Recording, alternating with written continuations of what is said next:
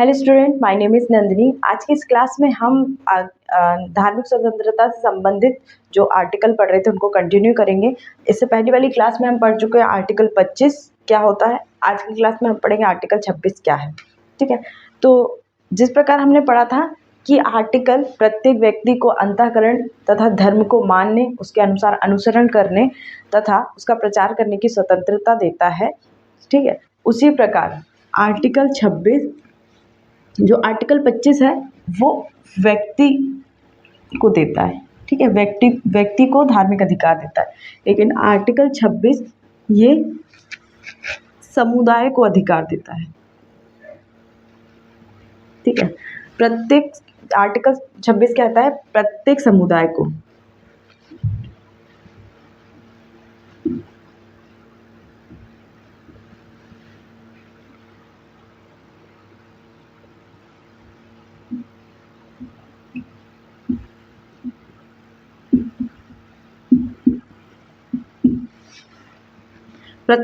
को अपने धार्मिक मामलों के प्रबंधन का अधिकार है।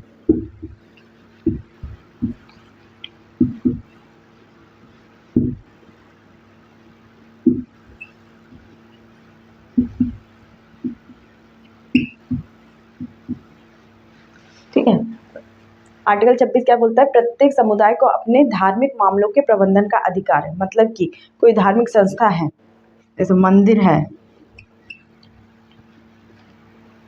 या मस्जिद है,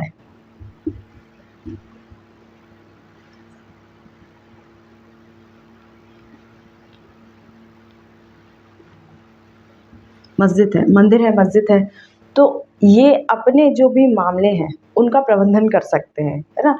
चाहे कैसे पूजा करनी है, कैसे उसका प्रशासन चलाना है, उसके लिए व्यापार खोल सकते हैं, ज़मीन खरीद सकते हैं, संपत्ति अर्जित कर सकते हैं। तो ये सारे धार्मिक मामलों जो भी धार्मिक हैं उनका प्रबंधन ये स्वयं कर सकते हैं। जैसे जैसे आपने राम मंदिर सुना होगा। राम मंदिर एक संस्था द्वारा बनाया गया, धार्मिक हिंदू संस्था है बहुत सारी, मतलब एक संस्था है, उनके द्वारा उसको बनाया जा रहा है ना। और राज्य के द्वारा भी इसमें सहायता की जा रही है। वो सहायता कैसे की जा रही है इससे बाद वाले आर्टिकल में हम पढ़ेंगे।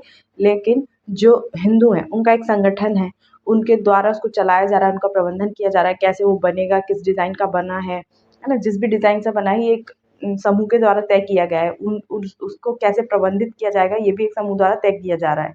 ठीक है, तो मतलब धार्मिक मामलों के प्रबंधन का अधिकार देता है किसको? समुदाय को।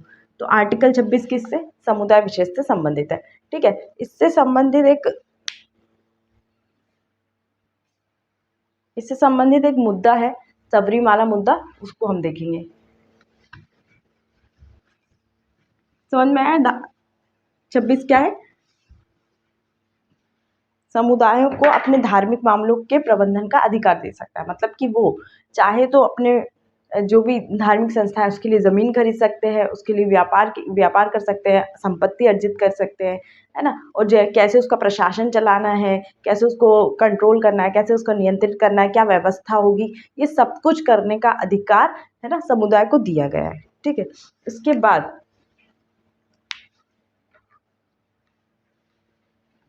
आर्टिकल 26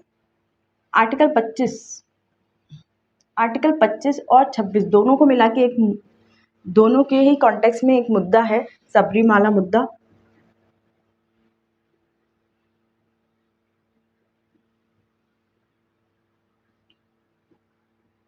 सबरीमाला विवाद ये केरल से संबंधित है। केरल में एक मंदिर है अयप्पा स्वामी का। ठीक है,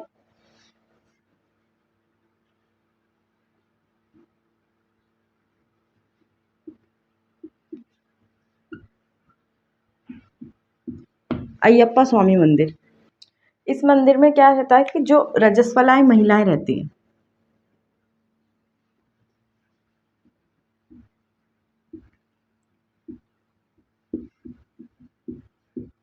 रजस्वला स्त्री रहती हैं, वो मंदिर में प्रवेश नहीं कर सकती। मतलब जिनके जो मैच्योरेटिंग वुमेन्स होती हैं वो मंदिर में प्रवेश नहीं कर सकती। ऐसा ऐसा कहा जाता, मतलब ऐसी मान्यता थी, ऐसी प्रथा थी। अब ऐसा क्यों कहा जाता था? क्योंकि जो अयप्पा स्वामी हैं वो कैसी प्रवृत्ति के भगवान हैं? वो ब्रह्मचार्य हैं, है ना। इनका स्वरूप कैसा है? ब्रह्मचार्य। मतलब कि ब्रह्मचर्य, आप इसका मतलब आपको पता ही होगा। ब्रह्मचर्य मतलब कि मतलब विवाह से दूर रहना, है ना। विवाह या फिर स्त्रियों से दूर रहना, ब्रह्मचर्य का पालन करना। वही उस प्रवृत्ति या अ, उस स्वरूप के ये भगवान थे। तो इसलिए यहाँ पे जो रजस्वला स्त्री के जाने पर रोक थी, है ना। तो इससे इससे संबंधित यहाँ की केरल की जो विधानमंडल है, केरल के विधानमंडल ने 1965 में इसको कानून बनाकर लागू कर दिया। इसके लिए कानून बना दिया, है ना, कि जो 10 से 50 साल की महिला है, 10 से 50 साल की महिला है, वो प्रवेश नहीं कर सकती। 10 से 50 साल की महिला, क्योंकि जो मेडिकली जो मेंस्ट्रुएशन रहती है, साइकिल रहती है, मेंस्ट्रुएशन साइकिल या फिर रजस्वला जो स्थिति रहती है, वो 10 से 50 की जो वर्ष की आयु है उससे बीच से रहती है। तो मतलब 10 से पहले की, अगर कोई 8 साल की बच्ची है या 9 साल की बच्ची, वो जा सकती है। और 50 साल से ऊपर की अगर कोई वृद्ध महिला है तो वो भी जा सकती है, लेकिन 10 से 50 साल की महिला नहीं जा सकती थी। ठीक है, तो ये कानून बनाकर केरल की विधानसभा में लागू कर दिया गया। उसके बाद 1991 में ये गया हाई कोर्ट में, केरल के हाई कोर्ट में। ठीक है, ये मामला केरल के हाई कोर्ट में गया। तो केरल के हाई कोर्ट ने भी जो ये है कि रजस्वला महिलाएं मंदिर में प्रवेश नहीं करेंगी, इसको सही ठहराया और कानून को भी सही ठहराया। जो केरला विधानमंडल का कानून था, उसको भी सही ठहराया। ठीक है, क्यों? क्योंकि जो आर्टिकल 26 है वो क्या देता है? मंदिर को अपने मामलों के प्रबंधन की स्वतंत्रता देता है। आर्टिकल 26 क्या करता है? जो धार्मिक संस्था है उनको अपने मामलों के प्रबंधन की वो देता है, स्वतंत्रता देता है। ठीक है, तो ये जो किया जा रहा था, ये मंदिर के संस्थानों द्वारा किया जा रहा था। वहाँ की मान्यता थी, वहाँ का प्रबंधन है वो इसमें शामिल था। ठीक है, इसलिए केरल के जो हाई कोर्ट है उसके द्वारा भी आर्टिकल 26 के तहत इसको एक धार्मिक स्वतंत्रता बताया गया है समुदाय की। और कानून जो केरला का कानून है उसका निर्माण भी आर्टिकल 26 के आधार पर किया गया था। ठीक है, उसके बाद क्या हुआ? उसके बाद जब 2018 में एक केस हुआ,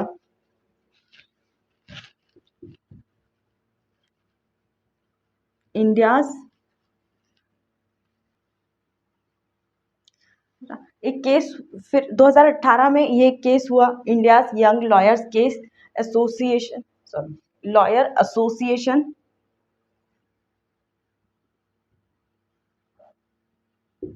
एसोसिएशन केस। ठीक है, तो इसमें सुप्रीम कोर्ट ने, है ना, जब ये मुद्दा, है ना, सबरीमाला मुद्दा जो सुप्रीम कोर्ट में गया 2018 में, तो सुप्रीम कोर्ट ने केरला के कानून जो 1965 में बना और हाई कोर्ट की इस जजमेंट को खारिज कर दिया और केरला के कानून को क्या कर दिया? रद्द कर दिया। क्यों किया गया? क्यों? सुप्रीम कोर्ट ने इसमें तर्क दिया कि जो रजस्वलाएं महिलाएं हैं, जिनको पीरियड्स आते हैं, 10 से 50 वर्ष की महिलाएं, वह उनको धार्मिक आर्टिकल 25 के तहत धार्मिक आचरण करने, मतलब अपने धर्म के अनुसार आचरण करने की स्वतंत्रता से वंचित कर रहा था, है ना। धर्म के अनुसार आचरण करने के अधिकार से वंचित कर रहा था। कौन से कौन? सुप्रीम कोर्ट का ये फैसला और केरला के विधानमंडल का ये कानून। तो इसलिए सुप्रीम कोर्ट ने सभी महिलाओं को, जो ये कानून था वो रद्द कर दिया और सभी महिलाओं को अयप्पा स्वामी के मंदिर में जाने की अनुमति प्रदान की, है ना। तो उन्होंने सुप्रीम कोर्ट ने क्या तर्क दिया कि पहले तो सुप्रीम कोर्ट के तर्क पढ़ लेते हैं, क्या क्या तर्क दिए इस मामले में। पहला तर्क दिया कि ये आर्टिकल 14 के तहत सामान्यता का जो अधिकार है, आर्टिकल 14 के तहत समानता के अधिकार का भी हनन करता है। क्यों? क्योंकि सभी के साथ समानता का व्यवहार नहीं किया जा रहा है, लिंग भेद किया जा रहा है, लिंग के आधार पर यहाँ पर भेदभाव किया जा रहा है। उसके बाद आर्टिकल 25 अपने धर्म के अनुसार आचरण करने की स्वतंत्रता को धर्म के अनुसार अपनी स्वतंत्रता का धर्म के अनुसार आचरण की स्वतंत्रता को भी बाधित कर रहा था। क्यों? क्यों? कुछ जो महिलाएं थी उनकी बहुत ज़्यादा, जैसे मान लीजिए किसी की बहुत ज़्यादा श्रद्धा है, कोई महिला की बहुत ज़्यादा श्रद्धा है अयप्पा स्वामी के ऊपर, है ना, वो बहुत ज़्यादा उनको पूजती है, तो वो कब जा सकती है? या तो वो उससे छोटी है, 10 साल से छोटी है तब जा सकती है, और अगर उससे बड़ी है तो उसको तब तक इंतज़ार करना पड़ेगा जब तक वो 50 साल की नहीं हो जाती। तो वो उसके धर्म के आचरण को भी प्रभावित कर रहा था, इसलिए इसको खारिज कर दिया गया, ठीक है। और एक और तर्क दिया, आर्टिकल 26 में ये कहा गया कि धर्म के प्रबंधन की, समुदाय को धर्म के प्रबंधन की स्वतंत्रता है, परंतु आप अपने अधिकार का जो उपयोग उस हद तक ही कर सकते हैं जिससे अन्य किसी व्यक्ति के अधिकार उससे अन्य किसी व्यक्ति के अधिकार उससे प्रभावित ना हो, है ना। मतलब कोई भी व्यक्ति, अगर आप इतने अपने अधिकारों का असीमित प्रयोग करेंगे तो हो सकता है कि बहुत सारे व्यक्ति उस अपने धार्मिक अधिकार से वंचित रह जाए। तो ये भी उन्होंने तर्क दिया, ठीक है। तो क्या क्या तर्क दिए कि ये समानता के विरोधी है, जो आप मतलब अयप्पा स्वामी के मंदिर में महिलाओं को प्रवेश नहीं करने दिया जा रहा है, तो ये क्या है, समानता का विरोधी है, क्योंकि लिंग के आधार पर महिलाओं के साथ भेदभाव किया जा रहा है मंदिर में जाने से। और आर्टिकल 25 के तहत धर्म के अनुसार आचरण की स्वतंत्रता को भी बाधित कर रहा था उनके। और 26 के तहत ये कहा गया कि आपको अपने अधिकारों के उपयोग का अधिकार है, परंतु आपके अधिकार के उपयोग से किसी और के अधिकार से प्रभावित नहीं होने चाहिए। तो ये तर्क दिया गया, ठीक है। तो ये था आर्टिकल 26, है ना। तो ये जो मुद्दा है, सबरी वाला मुद्दा, आर्टिकल 25 और 26 दोनों के कॉन्टेक्स्ट में, ठीक है। नेक्स्ट आर्टिकल पढ़ते हैं। इसी केस में सुप्रीम कोर्ट के द्वारा आचरण को, जो धर्म के आचरण को 2 भागों में विभाजित कर दिया। सुप्रीम कोर्ट के द्वारा धार्मिक आचरण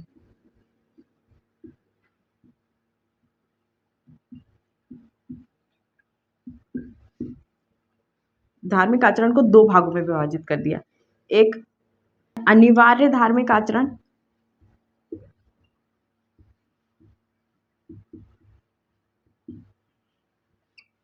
दूसरा है गैर अनिवार्य।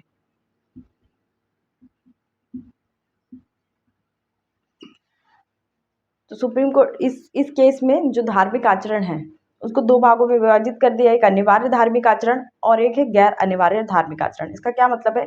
अनिवार्य धार्मिक आचरण मतलब कि जिनका उल्लेख धर्म ग्रंथ में है और उनका पालन करना, धर्म के अनुसार उसका आचरण करना आवश्यक है ना। उसके बिना धर्म के अस्तित्व की कल्पना नहीं की जा सकती, है ना। अगर किसी धर्म को आप फॉलो कर रहे हैं और अगर वो आचरण नहीं करेंगे तो आप उस धर्म के या फिर आप उस धर्म को मानते हैं या नहीं मानते, ये कहना मुश्किल होगा, है ना। तो वो आपके धार्मिक आचरण, मतलब ऐसे धार्मिक कार्य जिनको करना ही अनिवार्य है किसी धर्म में रहकर, है ना, तो वो है अनिवार्य धार्मिक आचरण। जैसे कि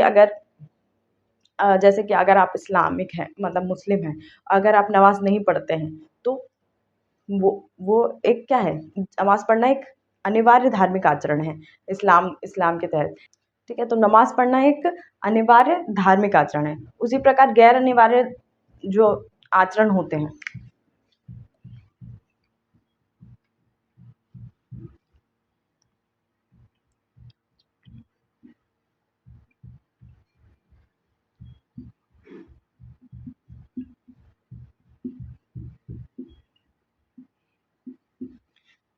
उसके अलावा जो गैर अनिवार्य धार्मिक आचरण होते हैं उनका मतलब है कि उनका धर्म ग्रंथ में उल्लेख है परंतु उनका आचरण करना धर्म के लिए आवश्यक नहीं है, वो गैर अनिवार्य धार्मिक आचरण होते हैं। जैसे धर्म ग्रंथ में तो बहुत सारी चीज़ों का उल्लेख है, पशु बलि का उल्लेख है, नर बलि का उल्लेख है ना, और बहुत सारी ऐसी चीज़ें हैं, ठीक है। तो वह गैर अनिवार्य धार्मिक आचरण होते हैं, ठीक है। तो ये था आर्टिकल 26 और 25। नेक्स्ट हम आर्टिकल 27 करते हैं।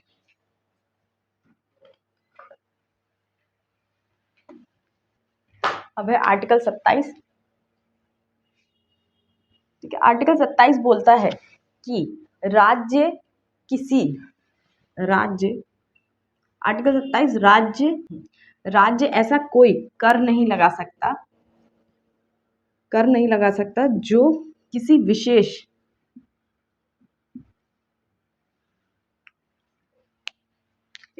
तो आर्टिकल 27 क्या कहता है, राज्य ऐसा कोई कर नहीं लगा सकता जो किसी विशेष धर्म की उन्नति में व्यय किया जाता हो। इसका मतलब कि किसी एक विशेष धर्म के लिए नहीं कर सकता राज्य, है ना। राज्य का मतलब आर्टिकल 13 में उल्लेखित राज्य, मतलब राज्य सरकार या केंद्र सरकार, ठीक है। तो वो ऐसा कोई टैक्स नहीं लगा सकते जिससे किसी एक धर्म की ही उन्नति हो। वह चाहे तो सभी इसका मतलब कि, ठीक है, मतलब राज्य चाहे अगर वह सभी धर्म के लिए आर्थिक सहायता करना चाहता हो, है ना, राज्य चाहे सभी धर्मों की आर्थिक सहायता करना तो वो कर सकता है। क्यों?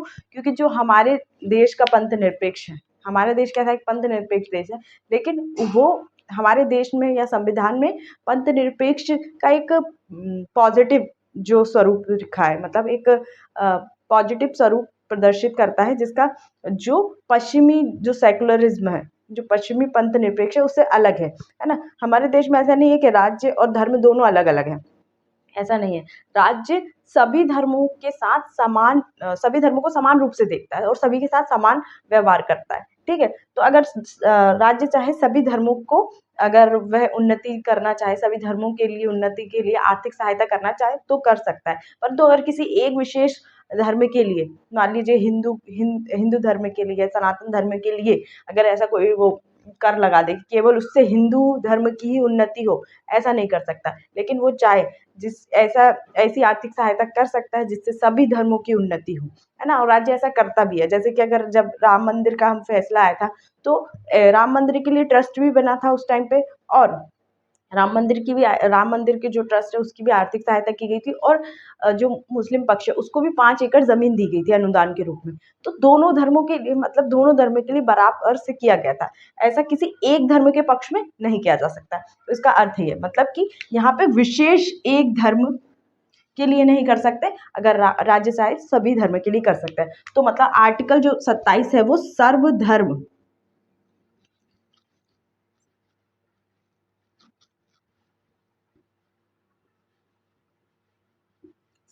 समभाव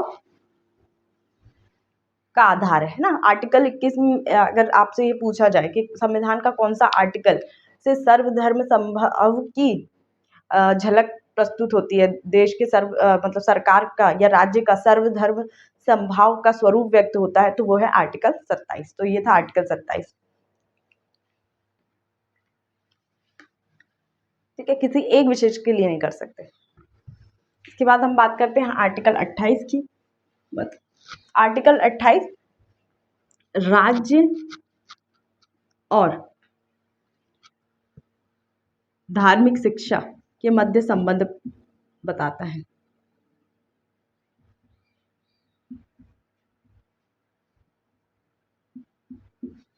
ठीक है, राज्य और धार्मिक शिक्षा के मध्य संबंध दिखाता है आर्टिकल 28। मतलब कि किन किन संस्थानों में धार्मिक शिक्षा दी जा सकती है और किन किन संस्थानों में नहीं, तो उसके बारे में हम पढ़ेंगे। तो इसके लिए हम एक चार्ट बना लेते हैं। शिक्षा संस्थान,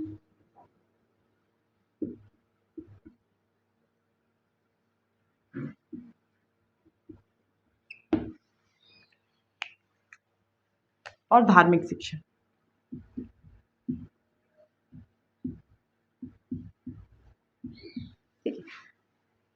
तो आप इसकी हेडिंग डाल सकते हैं कि आर्टिकल 28 राज्य और धार्मिक शिक्षा के मध्य संबंध को दिखाता है या बताता है। इसके लिए एक चार्ट बना लेते हैं कि किन किन संस्थानों में धार्मिक शिक्षा दी जा सकती है, नहीं दी जा सकती। तो पहला जो है संस्थान, पहले मैं लिख लेती हूँ, उसके बाद आपको समझाती हूँ। राज्य द्वारा वित्त पोषित में नहीं दी जा सकती, धार्मिक शिक्षा नहीं दी जा सकती। राज्य द्वारा वित्त पोषित मतलब कि 100% जो खर्च है, व्यय है, वो किसके द्वारा किया जा रहा है? राज्य द्वारा किया जा रहा है। राज्य द्वारा मतलब कि गवर्नमेंट, कौन सी गवर्नमेंट, राज्य सरकार या फिर केंद्र सरकार, किसी के भी द्वारा अगर कोई ऐसा शिक्षा संस्थान चलाया जा रहा है जिसका पूरा खर्च राज्य सरकार या सरकार के द्वारा दिया जा रहा है, तो वो क्या होगा? राज्य द्वारा वित्त पोषित। इसमें सभी गवर्नमेंट स्कूल, कॉलेज सभी आ जाएंगे, सारी यूनिवर्सिटियाँ जो राज्य द्वारा चलाई जा रही हों और उनका पूरा संचालन, जो पूरा खर्चा है वो राज्य के द्वारा उठाया जा रहा है, तो वो सभी इसमें आ जाएंगी। जैसे दिल्ली यूनिवर्सिटी हो गया, इलाहाबाद यूनिवर्सिटी हो गया, चेन्नई यूनिवर्सिटी हो गया, ठीक है। तो ये क्या है, राज्य द्वारा वित्त पोषित शिक्षा संस्थानों में धार्मिक शिक्षा नहीं दी जा सकती, ठीक है। उसके बाद नेक्स्ट है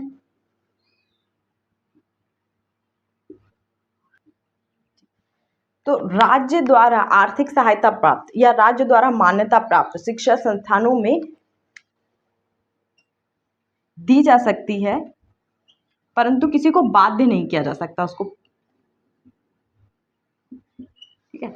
ऐसे शिक्षा संस्थान जिनको राज्य के द्वारा आर्थिक सहायता प्राप्त है और उनको मान्यता भी प्राप्त है, ऐसे संस्थानों में धार्मिक शिक्षा दी जा सकती है, लेकिन उनको किसी ग्रहण करने के लिए किसी को बाध्य नहीं किया जा सकता कि हम धार्मिक शिक्षा दे रहे हैं, आप आइए और उसको ग्रहण ही कीजिए। मतलब उसको किसी को भी उस पर दबाव नहीं बनाया जा सकता कि आप धार्मिक शिक्षा लीजिए, ठीक है। आर्थिक सहायता प्राप्त, तो मतलब यहाँ पे भी आर्थिक सहायता हो रही है, परंतु ये जो आर्थिक सहायता हो रही है पूर्ण रूप से हो रही है ना, पूरा ही खर्च राज्य के द्वारा दिया जा रहा है। यहाँ पे कुछ अंश दिया जाता है ना, कुछ अंश दिया जाता है, मतलब कि ऐसे कोई बहुत सारे एनजीओ हैं, बहुत सारी ऐसे मतलब बहुत सारे ऐसे एनजीओ हैं या फिर हम सामाजिक समूह हैं जो अपने बल पर शिक्षा प्रदान करते हैं, मतलब अपने बल पर शिक्षा प्रदान करते हैं और शिक्षित लोगों को शिक्षित करने का कार्य करते हैं समाज सेवा के रूप में, है ना।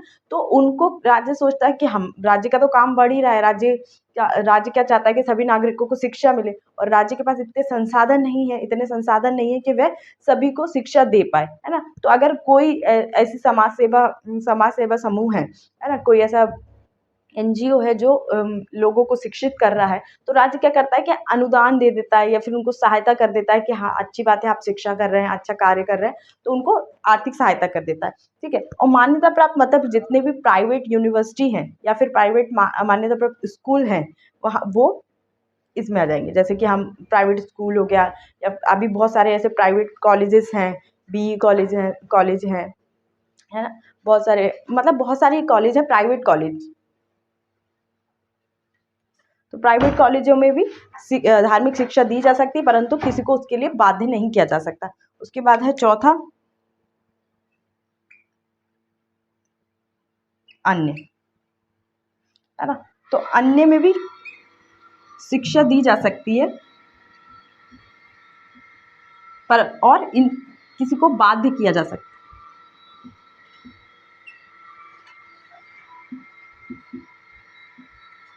ठीक है।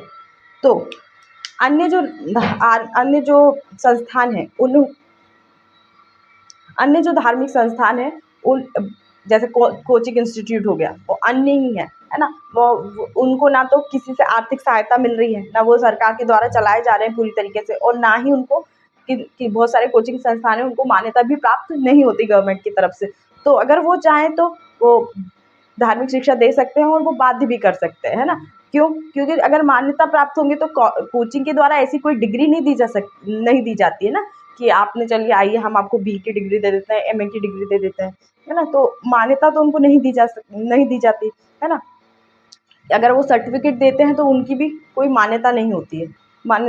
और अन्य धार्मिक संस्थान जैसे कोचिंग हो गई, तो वहाँ पे धार्मिक शिक्षा दी जा सकती है, ठीक है। तो क्या क्या हो गया, पहला कि वित्त पोषित, मतलब जिनका पूरी तरीके से खर्च सरकार उठा रही है, वहाँ पर धार्मिक शिक्षा नहीं दी जा सकती, है ना।